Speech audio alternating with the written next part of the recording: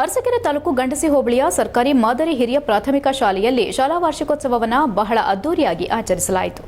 ದೀಪ ಬೆಳಗುವ ಮೂಲಕ ಅರಸೀಕೆರೆ ತಾಲೂಕು ಕ್ಷೇತ್ರ ಶಿಕ್ಷಣಾಧಿಕಾರಿಯಾದ ಮೋಹನ್ ಕುಮಾರ್ ವಾರ್ಷಿಕೋತ್ಸವಕ್ಕೆ ಚಾಲನೆ ನೀಡಿದ್ರು. ಶಾಲಾ ವಾರ್ಷಿಕೋತ್ಸವಕ್ಕೆ ಸರ್ಕಾರದಿಂದ ಯಾವುದೇ ಹೆಚ್ಚಿನ ರೀತಿಯ ಹಣದ ಸಹಾಯ ಇರೋದಿಲ್ಲ. ಪಿಡಿಒ, ಗ್ರಾಮ ಪಂಚಾಯಿತಿ ಅಧ್ಯಕ್ಷರು ಮತ್ತು ಗ್ರಾಮದ ಮುಖಂಡರ ಸಹಾಯದಿಂದ ವಾರ್ಷಿಕೋತ್ಸವವನ್ನು ಬಹಳ ವಿಜೃಂಭಣೆಯಿಂದ ಮಾಡಲಾಯಿತು. ಸಾವಿರಾರು ಸಂಖ್ಯೆಯಲ್ಲಿ ಸೇರಿದ್ದ ಗ್ರಾಮಸ್ಥರಿಗೆ ಊಟದ ವ್ಯವಸ್ಥೆ ಕೂಡ ಮಾಡಲಾಗಿತ್ತು. ನಂತರ ಮಾತನಾಡಿದ ಅರಸೀಕೆರೆ ತಾಲೂಕು ಕ್ಷೇತ್ರ ಶಿಕ್ಷಣಾಧಿಕಾರಿ ಮೋಹನ್ ಕುಮಾರ್, ಗಂಡಸಿ ಸರ್ಕಾರಿ ಮಾದರಿ ಹಿರಿಯ ಪ್ರಾಥಮಿಕ ಶಾಲೆ ಜಿಲ್ಲೆಗೆ ಮಾದರಿಯಾಗಿದ್ದು, ಈ ರೀತಿ ವಾರ್ಷಿಕೋತ್ಸವವನ್ನು ಯಾವುದೇ ಸರ್ಕಾರಿ ಶಾಲೆಗಳಲ್ಲಿ ನೋಡಿರಲಿಲ್ಲ. ಈ ರೀತಿ ಕಾರ್ಯಕ್ರಮಗಳು ಮಾಡಿದ್ದಲ್ಲಿ ಶಾಲೆ ಮಕ್ಕಳ ಸಂಖ್ಯೆ ಹೆಚ್ಚೋದ್ರಲ್ಲಿ ಅನುಮಾನವೇ ಇಲ್ಲ ಎಂದರು. ಇದಕ್ಕೆ ಕಾರಣರಾದ ಪ್ರಾಥಮಿಕ ಶಾಲಾ ಶಿಕ್ಷಕರ ಸಂಘದ ಬಸವರಾಜ್ ಕೆಎಸ್, ಸೋಮಶೇಖರ್ ಡಿಬಿ ಮತ್ತು ನವೀಂದ್ರನ ಪ್ರಶಂಸಿಸಿದರು.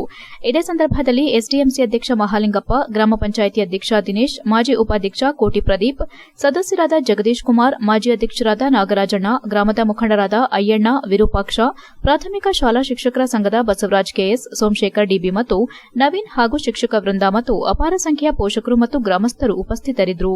HCN news Arsikere. ಮತ್ತೆ ಹೆಚ್ಚು ಮಕ್ಕಳ ಕೈ ಮೊಬೈಲ್ ಕೊಡಬೇಡಿ. ಇತ್ತೀಚೆಗೆ ಎಲ್ಲ ಮೊಬೈಲ್ ಕೊಟ್ಬಿಡ್ತೀರಾ. ಎಲ್ಲ ಮಕ್ಕಳು ಮೊಬೈಲಲ್ಲೇ ನೋಡ್ತಾರೆ. ಈ ಚಿಕ್ಕ ಮಕ್ಕಳು 1ರಿಂದ 5ನೇ ತರಗತಿಲಿ ಓದ್ತಾ ಇರೋಂಥ ಮಕ್ಕಳು ಜಾಸ್ತಿ ಮೊಬೈಲ್ ನೋಡಬಾರ್ದು.